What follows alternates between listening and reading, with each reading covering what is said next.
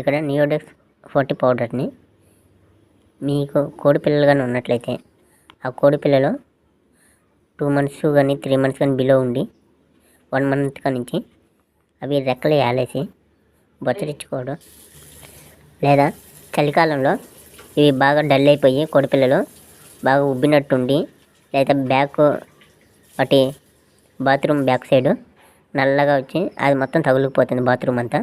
అలాంటప్పుడు కోడి పిల్లలు బాగా డల్ అయిపోతుంటాయి. అలాంటప్పుడు ఈ పౌడర్ మెయిన్గా యూజ్ అవుతుంది. ఈ పౌడర్ని ఎలా యూజ్ చేయాలో ఇప్పుడు మనం చూద్దాము.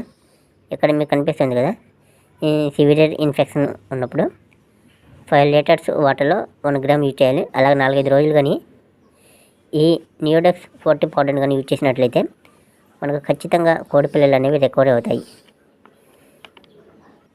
అయితే ఇప్పుడు ఈ నియోడెక్స్ 40 పౌడర్ని ఎలాగా ప్రిపేర్ చేయాలి, ఆ కోడి పిల్లలు కూడా ఎలాగ ఉన్నాయి, ఈ జబ్బు వచ్చిన కోడి పిల్లలకి ఎలాగ ఉంటాయో కూడా చూపిద్దాము.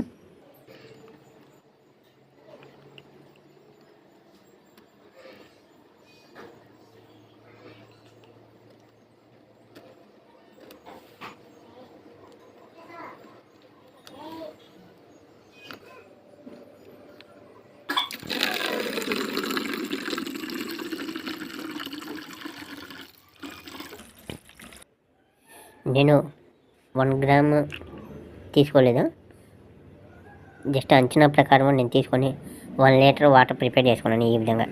ఇప్పుడు అటువంటి కోడి పిల్లల్ని చూపిస్తాను.